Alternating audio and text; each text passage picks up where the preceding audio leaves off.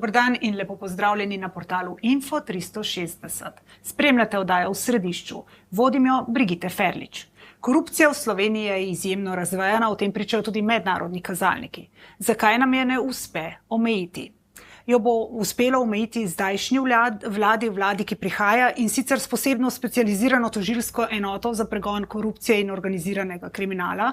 O tem bomo danes govorili z gosti. Pridružili so se mi bivši direktor policije, gospod Boštjan Lindav, odvetnik gospod Boštjan Penko in nekdanji ustavni sodnik, gospod Jan Zobec. Lepo pozdravljeni. Vojko Volk, državni sekretar v vladi Roberta Goloba, je na tiskovni konferenci pred nedavnim dejal, da v Sloveniji pri pregonu korupcije nismo uspešni. Takole je rekel: korupcije je v naši državi veliko, pritokov umazanega denarja z Balkana je kakor hočete, pranja denarja v Sloveniji je veliko in treba se bo s tem spopasti. Gospod Lindav, zakaj se s tem še nismo spopadli? Mislim, ta izjava, ki jo je dal gospod Volk, je za moje pojme sicer resnična, ampak glede na to, da jo je dal on kot eden izmed stebrov oblasti, ki je 4 leta vladala in imela škarje in platno v rokah, je patetična. Dejstvo je, da odhajajoča oblast v 4 letih ni bila sposobna izdelati nekega pametnega programa za boj proti korupciji. V bistvu so se celoten mandat raje ukvarjali s posamezniki in pa institucijami, ki so opozarjale na to.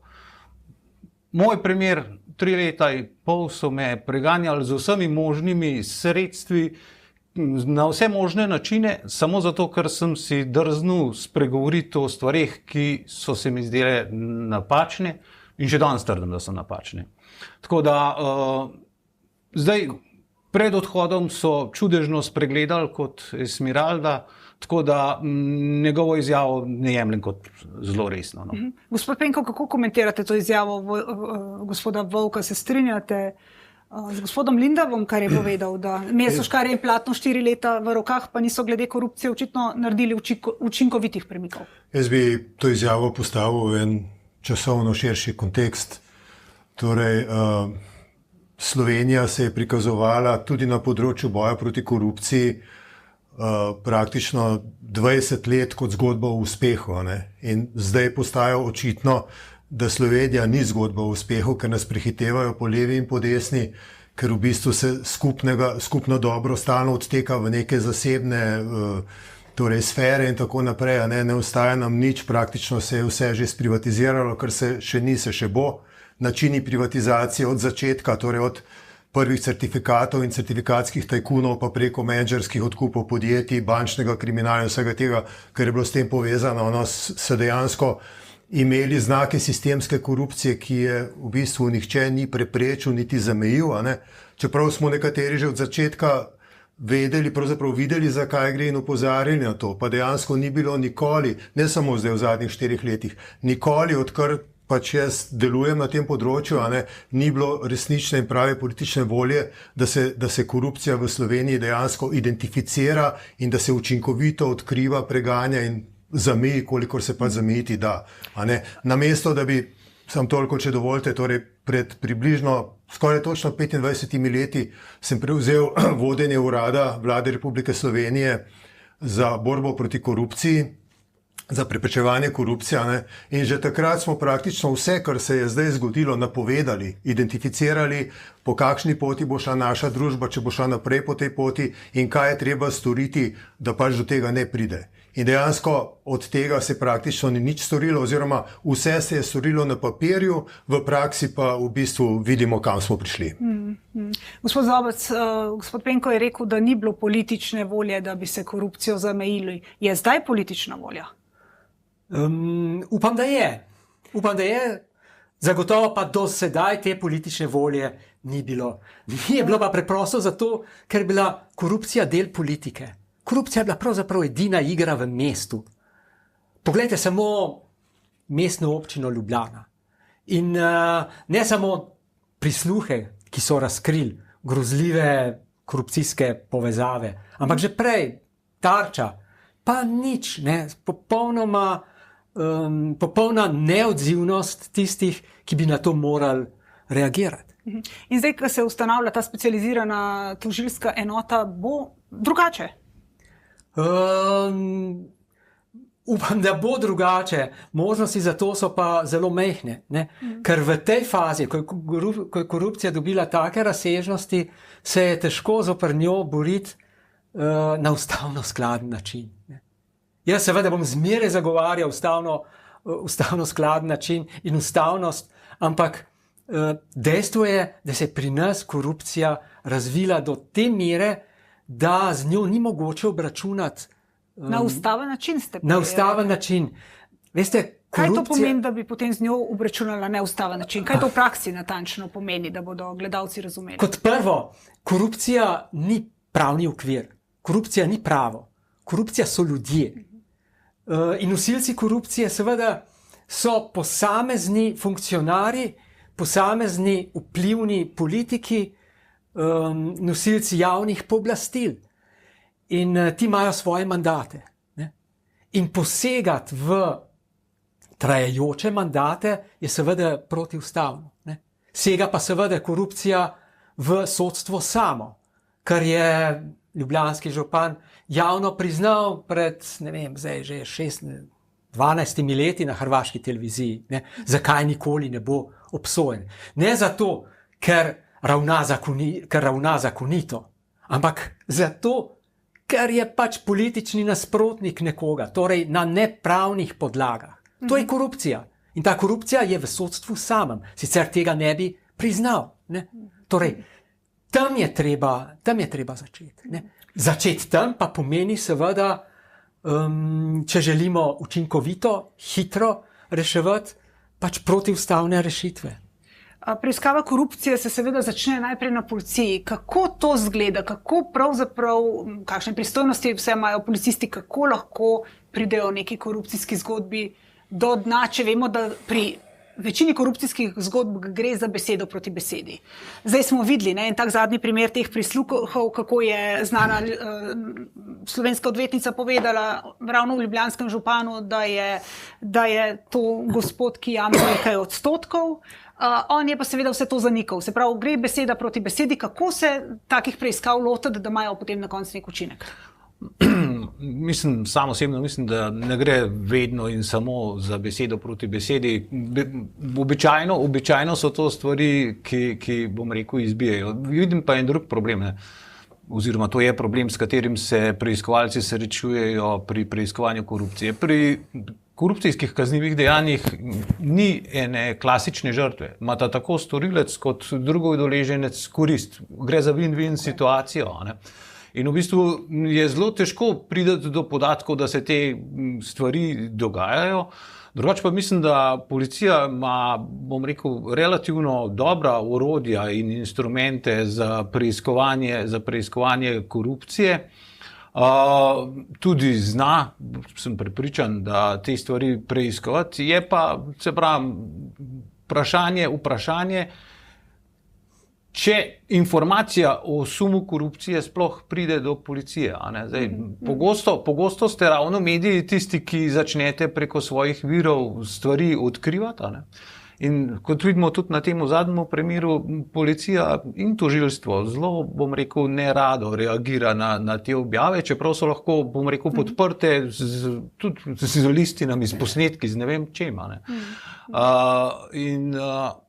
Tle je problem. Drug problem, ki ga vidim, kar sem že omenil, pa se mi zdi, da to, kar tudi gospod Zobec pravi, korupcija so ljudje, in tle zopet pride do udara, mislim, na plano udar ta naša polarizacija, ki mislim, da dokler ne bomo prišli do ene kritične točke, recimo za vzor nam je lahko, po moje, kar se tega tiče Srbija, s študentskimi protesti, kjer so mladi ljudje, ki so začutili, da v bistvu jim ta korupcija, te kraja javnih sredstev, njim povzroča škodo. Ker dokler mladi ljudje tega občutka ne bodo imeli, oni so tisti, ki jim korupcija krade prihodnost. Samo pogledajmo recimo stanovanja. Mislim, ni problem spremeniti občinski prostorski načrt za neko bolgarsko stolpnico, ker vemo, da bo prišel kapital, verjetno sumljivega izvora. A ne? Problem spremeniti OPN pa je za gradnjo stanovanj za mlade. A ne? In ena taka kritična točka bo mogla priti, da bojo mladi začeli postajati aktivni, kar se tega tiče boja proti korupciji. Gospod Penkov, glede tega novega organa, ki naj bi se ustanovil, skoka, kot mu pravijo, kaj vi pričakujete od tega? Bo kakšna sprememba na področju omejevanja korupcije sploh lahko ali ne? Ali je bila to le neka predvolilna poteza? Kako je, torej, dejansko, če se bo ustanovil nov organ za pregon korupcije, potem je to samo en segment boja proti korupciji. Ne? Imamo še pač odkrivanje, preprečevanje in pa, bom rekel, preventivno izobraževalno dejavnost in tako naprej. In to mora pač delovati povezano ob podpori dejansko celotne družbe in pravi politični volji, ki presega vsakokratni mandat. Ne? Če tega ne bomo postavili na tak način, potem od nobenega novega organa v resnici nimamo kaj pričakovati. Ne? Treba se pa še nekaj vprašati dejansko, ali imamo mi problem s sistemsko korupcijo, torej s korupcijo znotraj samega sistema delovanja države, vključno z delovanjem pravosodja, torej in policije in tožilstev in sodišč in ostalih institucij. Ali je zaradi korupcije v bistvu to delovanje tako slabo, kot se pač pogovarjamo. Zdaj, tukaj jaz neke točne ocene niti nimam, niti ne morem dati, zato ker jaz delam zdaj že v pravosodju v bistvu celo kariero praktično, ne, od leta 1991, ko sem začel kot sodnik, pa do danes vmes kot tožilec in tako naprej. Ne. In, kakšni so vaši občutki? Jaz ne vidim problemov učinkovitosti pravosodja samo na področju korupcije oziroma pregona in obravnave korupcije. Vse korupcijskih kaznivih dejanj je sorazmerno malo v zakonu, mislim, da jih je 6 ali 7. Imamo tukaj, bom rekel, številna druga področja, ki so mogoče prav tako aktualna ali pa ki bi jih lahko prav tako nekako spravili pod ta pojem korupcije, če bi šteli torej kot korupcijo torej kakršnokoli zlorabo javne funkcije, torej funkcije, ki jo javni funkcionar pridobi v zasebne namene ali v neke ožje, bom rekel, strankarske ali kakršnekoli druge namene. Ne. Če to štejemo na tak način in to na tak način razumemo, potem bi morali praktično preveriti kazensko zakonodajo in ugotoviti, katera kazniva dejanja so dejansko v tem kontekstu storjena, pa se morda ne definirajo in ne obravnavajo kot korupcijska kazniva dejanja. Najpogostejše kaznivo dejanje pri nas je v bistvu zloraba položaja ali pravic v gospodarstvu ali pa morda tudi zloraba uradnega položaja, a ne? Kjer so lahko zajete, bom rekel, tudi številna dejanja z elementi korupcije, ki se ne obravnavajo samostojno na tak način. Pa imajo morda večjo težo kot pa ta posamična korupcijska dejanja. Ne?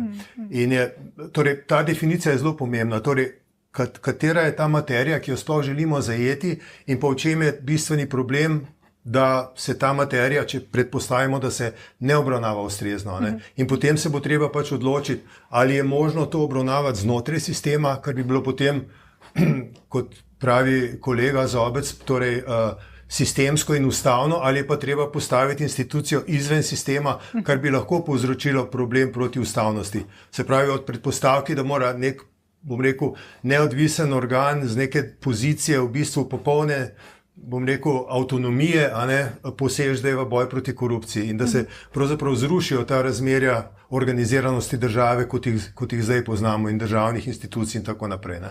Tukaj vsaka rešitev ima pač svoje dobre in svoje slabe plati. A ne.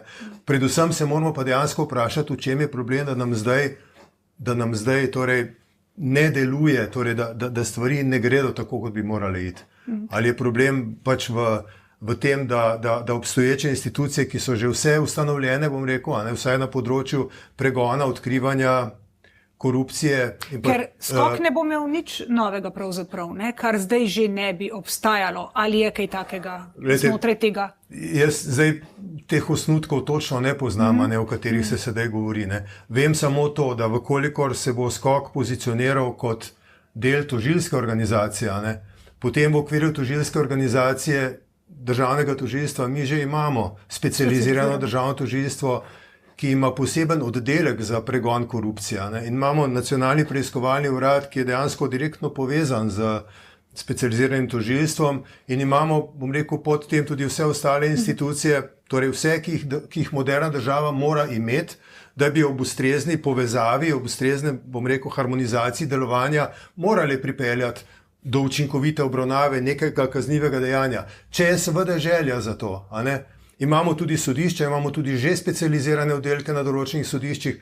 Torej, moja teza je, da če bi nam obstoječi sistem deloval, potem ne bi potrebovali ničesar novega. A ne? Ampak obstoječi sistem ne deluje. Ne? Zakaj, gospod Zobec, ne deluje? Ravno zaradi te sistemske korupcije, povezanosti ljudi, zaradi česa in kako bo zdaj, imate vi kaj več informacij, kako bo skok deloval, kakšen bo njegov ustroj?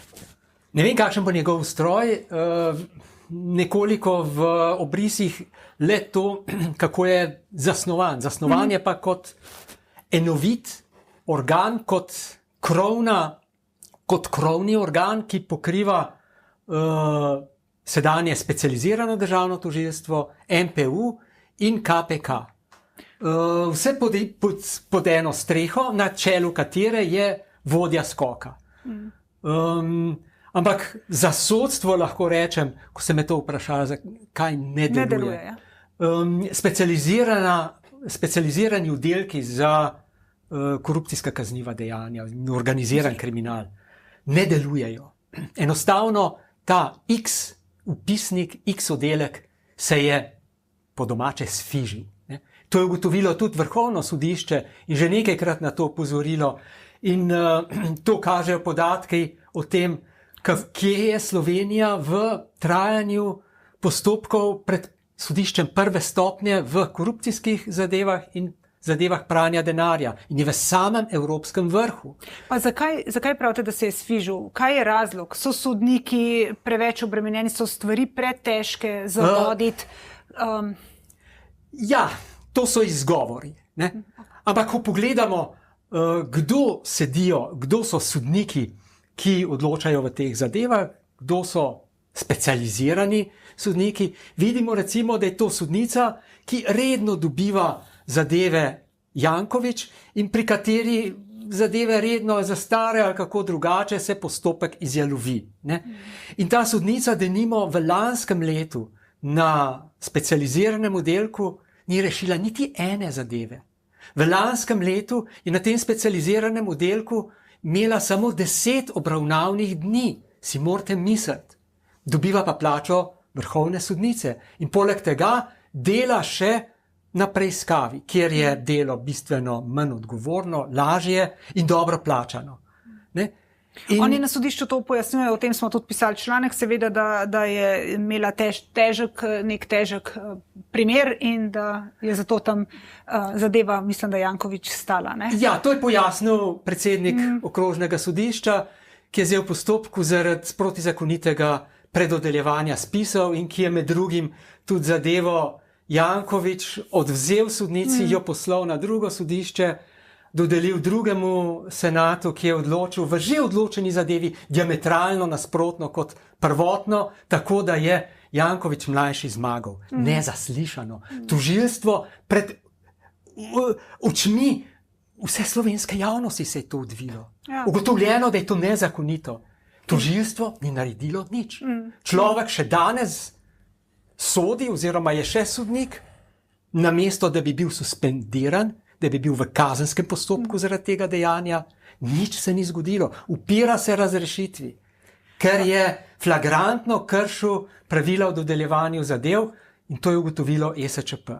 Ja, zaradi tega imamo stanje, kakršno je. Točno zaradi tega. Zaradi takih primerov. Zaradi tega. Takih zadev. Gospod Lindav, ste imeli vi v svoji policijski karieri opraviti s kakšnim primerom korupcije, organiziranega gospodarskega kriminala, pa se vam je ta primer vtisnil v spomin, ker ga niste morali speljati do konca, ker zaradi takih in drugačnih razlogov, morda tudi zaradi sistemskih ovir, vplivanja kakšnih ljudi na vaše delo? Da bi bil kakšen tak, bom rekel, izrazit primer, ne.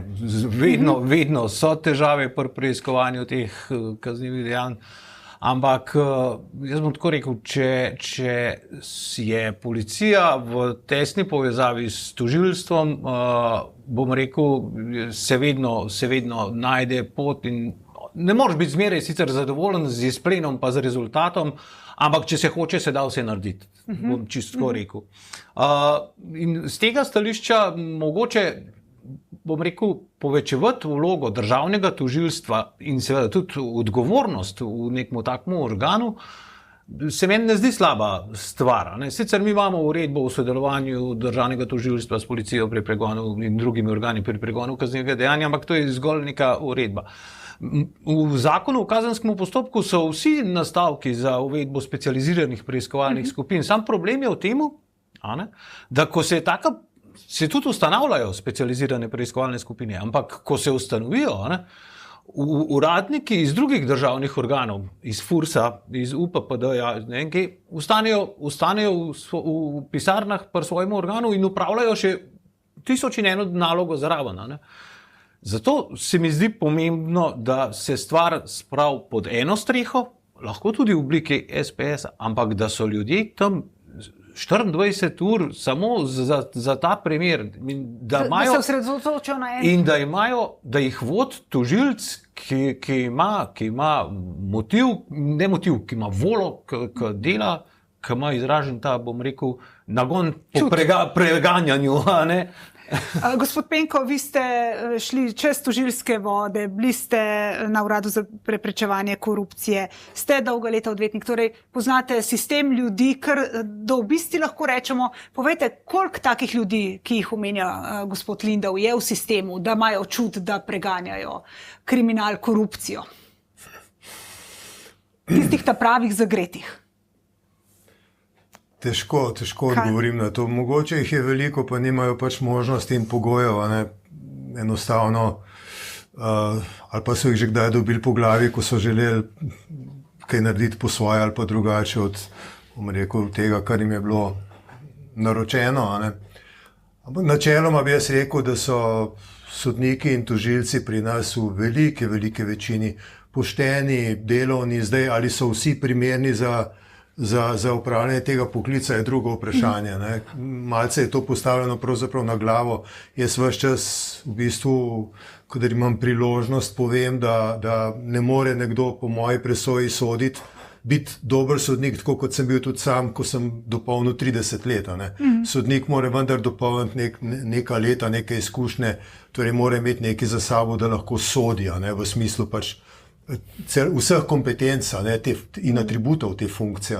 In pri nas je to od nekdaj postavljeno na glavo, in potem pač sedimo na nekih obravnavah, ker se sodniki, bom rekel, koncu koncev bojijo še lastne sence oziroma vsega, da ne bo više sodišče kaj reklo, da jim ne bodo razveljavili in potem, a veste, to vodi v ure in dneve brezplodnih obravnav, ker v bistvu nihče pravzaprav ne želi nič slabega, ampak enostavno je situacija takšna, da se potem postopek raztegne, namesto da bi bil rešen v enem letu, se raztegne na 15 let.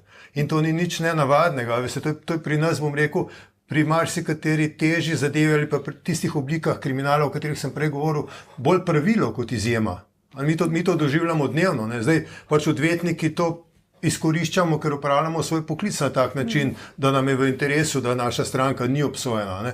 Ampak na drugi strani bi pa potrebovali, če bi želeli, da država deluje funkcionalno kot celota, da zagotavlja pravo in, bom rekel, neko pravičnost vsem državljanom, bi pa rabili torej tožilce, ki bi bili sposobni v bistvu na drugi strani postaviti proti utež temu, kar se pač dogaja v postopku, in dosežiti seveda ob pravih sodnikih, da bi postopki tekli hitro, učinkovito, pravično, pošteno, zakonito, torej tako, kot pač mora v demokratični pravni državi nek kazenski postopek izgledati. Veste, ni samo en faktor razlog temu, da zadeve pri nas ne delujejo. Ampak so tukaj številni faktori, ki bi se jih bilo treba, recimo, če se že pogovarjamo zdaj o, bom rekel, novem načinu boja proti korupciji in potencialno ustanovitvi novega organa, bi bilo treba iti skozi cel sistem in pogledati od A do Ž, kaj ne deluje, v čem je problem in potem pač skladno s tem ravnati. Na področju procesnih zakonov, na področju organizacijske zakonodaje, tisto vse, kar je treba pač, morda tudi materialno pravne, vse tisto, kar bi bilo treba spremeniti, da bi stvari delovali. Ampak, glejte, ena možnost je tudi, ko bomo šli čez ta sistem, da bomo sam na koncu ugotovili, da niso pravi ljudje na pravih mestih. A ne? In če bi postavili prave ljudi pač na organe, ki zdaj vsi že obstajajo, a ne? Jaz mislim, da ne bi imeli, iskreno mislim, da ne bi imeli več takšnih problemov, kot jih imamo sedaj. Mi smo bili, bom rekel, zgleden učenec, ko smo se vključevali v svet Evrope, v Evropsko unijo, vso zakonodajo smo si prilagodili, vse organe smo sproti vnašali, dajali smo jim vsa še širša pooblastila in pristojnosti, kot je bilo to potrebno, a ne samo na to temo rečem, recimo, da torej, recimo Evropska konvencija za boj proti korupciji, na katero se nekateri sklicujejo, da zaradi nje rabimo, bom rekel, nek popolnoma avtonomen organ, a ne, govori v resnici o organih ali o organizacijskih enotah, a ne. In stvar, torej organizacija se lahko prilagaja notranji strukturi državne ureditve v posamezni državi, ne. In še to bom povedal, če sem že pri besedi, torej, kolikor jaz vem, nobena stara država, torej država zahodne oziroma stare Evrope ne pozna recimo institucije za boj proti korupciji, ki bi bila izven sistema in ki bi bila recimo ekvivalentna naši KPK. Ne? Kaj šele, da bi imela institucijo, ki bi bila podobna, kot je bil recimo hongkonški urad za pregon korupcije, ki je bil postavljen povsem, bom rekel, ki je imel vsa pooblastila, ki je pravzaprav pojem, model za nekatere nadaljne institucije za boj proti korupciji. Ne? Ta organ so postavili popolnoma izven sistema v Hongkongu v 70-ih letih. Hongkong je bil prežet s korupcijo in jaz sem imel možnost delati s človekom, ki je pač bil vodja tega organa, to je bil gospod Bertrand Despeville, zdaj že pokojni pravnik, ki ga je hongkonški guverner postavil za vodjo tega organa. A veste, kaj mi je on povedal? Torej, ta organ je imel vsa pooblastila kombinirana, pri nas bi bilo to protiustavno verjetno, ampak imel je vse. Ne? Oni so se preko puškinih cevi gledali z redno policijo, ko so pač udrli v policijsko postajo in preiskovali, torej zaradi tega, da bi tam preiskovali in preganjali korupcijo. Ne? In so dejansko, bom rekel, z ene zunanje pozicije sesuli cel sistem. In enako je bilo v Singapurju. Ne? In dejansko v teh dveh državah, če pogledate, danes ni korupcije, vsaj tako kažejo lestvice. Ne? Seveda si Slovenija take institucije ne more in ne sme privoščiti. Ne? Moramo se tudi vprašati, kje smo, glede na to, da smo pač države Evropske unije že 25 let približno ali koliko, ne, ali zdaj, kaj bo pravzaprav to pomenilo, da postavimo, da bi razmišljali sploh o taki instituciji. Ja, razumem. Kje smo, ne? Kaj smo do zdaj naredili? A je to sploh mogoče, a ne? Tudi predsednica države Nataša Pirc Musar je rekla, da zakonske podlage so, ne, da za posebno tožilsko skupino manjkajo verjetno dodatna sredstva in dodatno kakovostni zaposleni, da bi se dogajalo učinkovito preganjanje korupcije. Zdaj, kaj res ta skok? Vi ste videli kakšen osnutek tega, pa kdaj v resnici bi ta skok potem sploh lahko začel delovati, ne? Ker mandati vsem ne bodo potekli še, potem lahko pričakujemo, ne vem, da bo skok začel delovati čez 4 leta potem takem, če vemo, da imamo predsednico Komisije za preprečevanje korupcije komaj postavljeno. Ja, v polnem obsegu seveda šele, ko bi iztekli mandati. Ne? Ko bi iztekli mandati vodi specializiranega državnega tožilstva, ko bi se končali postopki, ki so v teku na specializiranem oddelku, šele takrat. Ne? Skok seveda ne bi mogel poseči v že trajajoče mandate. Ne? Že če bi odvzel zadeve specializiranim oddelkom, pa jih razpršil na ostale sodnike, bi bilo to lahko problematično z vidika zakonitega sodnika, ampak to bi morda še prestalo test. Ostalo pa ne. Tako kot pri zakonu RTV. Ne? Očitno je protiustaven zato, ker je posegel v že trajajoče mandate. Tako je. Tako. No in to je glavni problem. Ne? Seveda je pa s bojem proti korupciji tako, da zahteva koncept, kot ga je Andra Šajo, eminenca, ustavno-pravna in pravno-filozofska eminenca, sodnik ESČP-ja, imenoval militantno militantna vladavina prava. Ne? Ampak ta militantna vladavina prava, to je najbrž potegnilo od militantne demokracije, ne? Zahteva tako trde prijeme, ki so lahko tudi preko ustavne skladnosti. Ne? Znotraj ustave se pa seveda tu težko boriti zoper korupcijo, ne? Ker kot sem rekel, korupcija so ljudje. In, Se pravi, treba bo delati na miselnosti ljudi, a ne, če so korupcija ljudje. Ta miselnost se bo pa spremenila samo takrat, ko bo zares učinkovito bilo ukrepano proti primerom korupcije. Ne. Zdaj vidimo, koliko let je minilo, ne, gospod Penko, kdaj ste se vi že začeli boriti proti korupciji, pa vemo, zelo malo primerov se spomnimo iz prakse, da so res pripeljali do epiloga, zato so ljudje, se mi zdi, to korupcijo kar ponotranjili, da je že kar nekako del njih, rečejo, pa se je v redu, se nič ne zgodi. In teh primerov niti prijavljajo. Ne? Kakšen imate vi občutek glede tega? Se motim ali... Ne, sigurno je nekaj tudi na tem, se pravim, ker pri korupciji je pač win-win situacija. Jaz dam in za to nekaj dobim. Ne? In tisti, ki nekaj dobi, to se lepo vidi na gradbenih, v prostoru se te stvari zelo lepo vidijo. In predvsem se pravim, zdaj je ta aktualen primer poslancev Resnice, ne, ki so dobili ponudbo podkupnine, ne, oni niso nič dobili, tako da bo zanimivo, kako se bo tam zgodba razpletla. Ja, sigurno.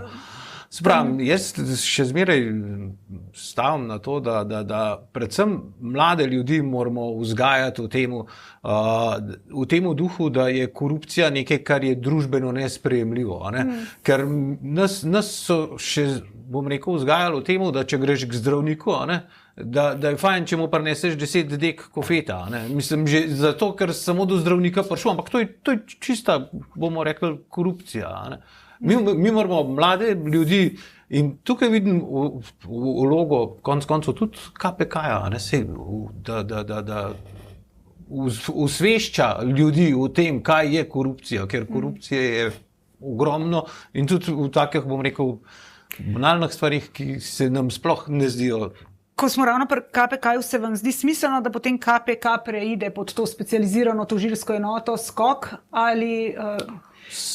Sam osebno mislim, da je to strokovno in politično ni modra odločitev.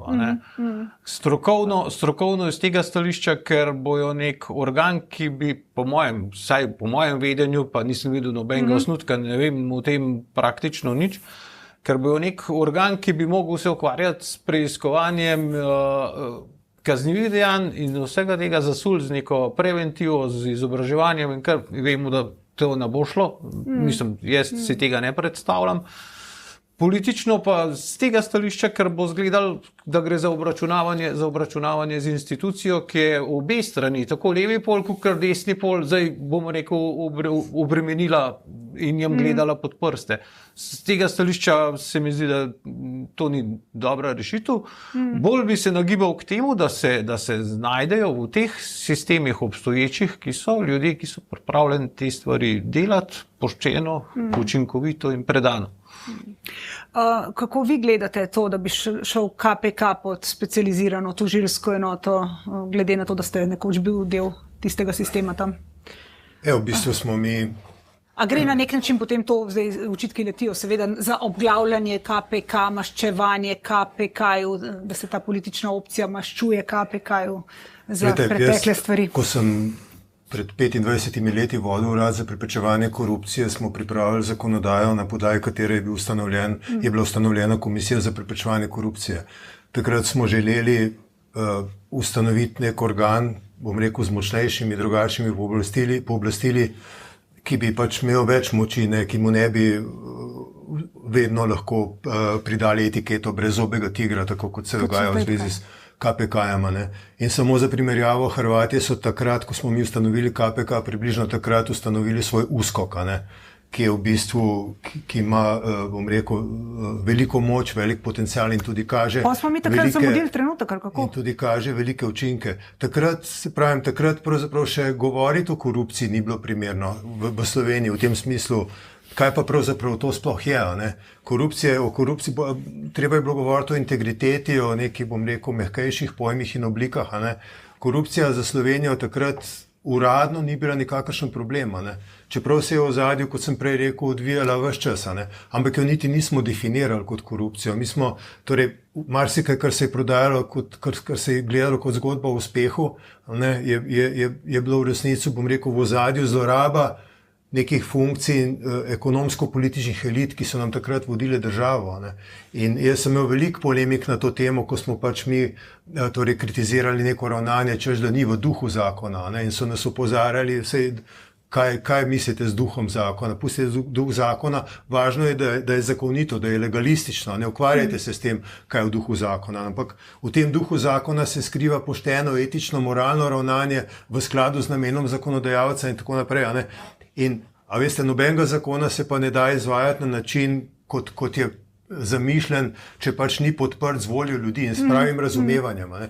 In mi se ves čas zdaj v bistvu gibljamo v tej sferi, da korupcije praktično do danes nismo definirali na način, da bi jo lahko pravilno pač zgrabili, preprečevali, odkrivali, obravnavali in tako naprej. Ne? Še zdaj ne vem, kaj pomeni pojem integriteta, pravzaprav ne vemo, pa so to, bom rekel, tisti neki osnovni začetni pojmi. Ne? Kaj šele, da pridemo potem do kazensko-pravnega ukrepanja, ki je, bom rekel, zadnje sredstvo, ultima ratio, ne? In na čemer ne more, bom rekel, viseti cel sistem boja proti korupciji. Ne? To je tako, da zadevo bo treba, bom rekel, resno, strateško premisliti in potem postopati. Ne v nekem ožjem krogu, ampak bi rekel, da je tukaj potreben zelo širok diskurs vseh strokovnjakov, ki se na to kakorkoli spoznajo, pa še koga drugega zraven. Se pravi, za ustanovitev skoka bo potreben širok diskurs. Kaj bo pa treba zakonsko še speljati, da bi ta skok res lahko zaživel, kot smo že prej rekli, pa seveda bo posegel kar v nekaj zakonov. Ne? Potem ta ustanovitev tega organa bo potegnila kar nekaj stvari pravnih za seboj. Ja, bo potegnila, ampak zelo bistvenih pa ne. Potegnila bo združevanje specializiranega tožilstva NPU-ja in KPK-ja pod eno streho, ki se imenuje skok, ne? Ja, specializiran organ za pregon korupcije, za boj proti korupciji in organiziranem kriminalu. In na čelu tega bo ena oseba, ne, z zelo močnimi pooblastili in na tak centraliziran način se bo lažje spopadati s korupcijo. Vsaj jaz mislim, da kot pa razpršeno, da je tam nek KPK, ki izdaja neka svetovalna mnenja, pa potem NPU, ki ni povezan s tožilstvom. Medtem ko zdaj bodo pa vse te institucije pod isto streho, če tako malo po vojaško rečem, pod istim poveljstvom, zelo močno kadrovsko podprte, zelo močno podporo strokovnih sodelavcev, svetovalcev, tako pravniških, kot iz drugih področij, analitikov, IT inženirjev, ekonomistov in podobno. Kako pa komentirate to, da ima, to je rekla predsednica KPK, da ima ljudstvo v bistvu pravico do organa, ki nadzoruje oblast, to je KPK, in da tak organ ne more biti pod izvršilno oblastjo, ker ne nazadnje je to oblast, ki jo KPK nadzoruje, ne? No, lejte, kot izvršilna oblast se šteje tudi predsednik republike. In ona je to gospo na ta položaj imenovala. Imenovala jo je, ko se kaže, na koruptiven način. Ne? Se pravi, kot prijateljico, zaupnico, ko ji ni uspelo jo imenovati za varuhinjo človekovih pravic, jo je pa potem tu, kjer ima ona edino besedo. No? Lejte, zadnja je, ki bi lahko sodila za to v korupciji. Še zadnje moje vprašanje. Povejte mi, je možno vzpostaviti tako dober sistem za preprečevanje korupcije, da do nje sploh ne bi prihajalo oziroma bi bila zelo, zelo omejena? Kot je gospod Penko povedal že prej, imamo v zgodovini, poznamo dva taka primera, tako da očitno je, sam sicer verjamem, da... Govorimo o Sloveniji, ne o Hongkongu. Ja, da kulturno družbeno mi nismo toliko zrela družba, da bi bilo to možno, tako da bo še veliko vode preteklo, da bomo naredili prve korake. Gospod Penko, kdaj bomo brez korupcije oziroma z minimalno korupcijo? Težko je o tem karkoli reči. Znano je, da pač oblast korumpira, ne? Absolutna oblast korumpira, absolutno. Ljudje nismo angeli, vsak je nagnjen k temu pač, da prestopi mejo, ne? Vrednote, ki smo jih imeli, pravzaprav, bom rekel, prejšnje generacije, so se nekje zgubile, jih ni več. Vlada nam precej divji materializem tukaj v Sloveniji, ne, denar pravzaprav je za marsikoga glavna vrednota, ne. In živeti v takem okolju na tak način in pričakovati, da ne bo korupcije, je iluzorno, ne. Je pa prav, da naredimo vse, ne. Da je korupcije čim manj, da se tiste, za katere se ugotovi, da so koruptivni, da se jih pač identificira, sprocesuira, obsodi in tako naprej, in da pač ljudje vidijo, da vendar nekaj deluje, ne? Da vendar smo država, ki lahko izvaja oblast na svojem ozemlju, ne? In ne, da nam vse skupaj, bom rekel, se dogaja po nekih usporednih tokovih v zakulisju. Eni pravijo globoka država, drugi pravijo ekonomsko-politične elite in tako naprej, ne? V Ameriki se temu reče okultna oligarhija ali kako že, ne? Se pravi, ne smemo, Slovenija se mora prizadevati k temu, da se bodo zadeve urejale po formalni, redni poti v skladu s pravnim redom, a ne? In da bo kakšna koruptivna afera tudi dobila svoj epilog. Kar se mi zdi pomembno, je še en nastavek temu, kar je gospod Penko rekel. Mislim, da kar je pomembno je to, da se tudi tisto, kar je protipravno pridobljeno, pobere. Do tam je pa tudi še... Ja, in to ne samo pobere, ampak zaseže se še preden se ve, tako, da sploh teče preiskava, ne. In vse te nastavke v zakonu imamo. Če bi mi zakon optimalno izvajali, se ne bi danes tukaj pogovarjali o ničemer, oziroma bi se lahko pohvalili, kako smo dobri. Bi bili lahko očiščena država korupcije. Gospod Zobec, rekli ste, ne, korupcija smo ljudje. Kdaj bomo torej ljudje lahko v Sloveniji brez korupcije? Še za vas to zadnje vprašanje. Mene ne bo več, bom nekje druge. Ne, upam, da ne. Je pa to seveda del očitno slovenske subkulture, ne, ki izvira še iz časov komunizma. Ne. Vsi dobro vemo tisto VIP, ne, veze in poznanstva, kjer si zmeraj prišel do stoenke, do zdravniškega pregleda, do tega onega samo po zvezah. Ne. In to je nekaj, kar je bilo lastno socialističnim družbam. Ne. Poljski sociolog Adam Podgorecki je skoval termin za to dirty togetherness. Ne. In na poljski jezik pozna celo poseben izraz, da se je delavcem pustil malo krast v tovarnah. Rekel se je, da je dvignil nekaj. Ne? In to je skozi desetletja prišlo v zavest ljudi. Ne? In če gledate danes, ne, ljudje na to niso občutljivi. Ne? Brez problemov znova in znova izvolijo župana 10%, čeprav vsi vejo za teh 10%, ampak si mislijo, dobro, bomo teh 10% nekako že plačali, ampak tako je, tu se ne da nič, na koncu pa le pridemo do storitve, ki smo jo iskali. Ne. Vendar te storitve so bistveno dražje, davki so zato bistveno večji, javne storitve so težje dostopne in korupcija v temelju razžira vladavino prava. Mi ne moramo graditi vladavine prava, če ni temeljnega nastavka, to je pa boj zoper korupcijo. Tam se neha vse. Ne? In zato je nesmiselno preigravati takšne in drugačne koncepte o vladavini prava, če imamo tu In tudi, korupcijo kot edino igro v mestu. Ja, pa ne samo koncepte o vladavini prava. Vprašanje je tudi, če je smiselno preigravati nove institucije, če imamo že vse nastavke. Tako je. Najprej treba s korupcijo razčistiti. Kakršenkoli program, projekt na takih temeljih je že vnaprej obsojen na propad.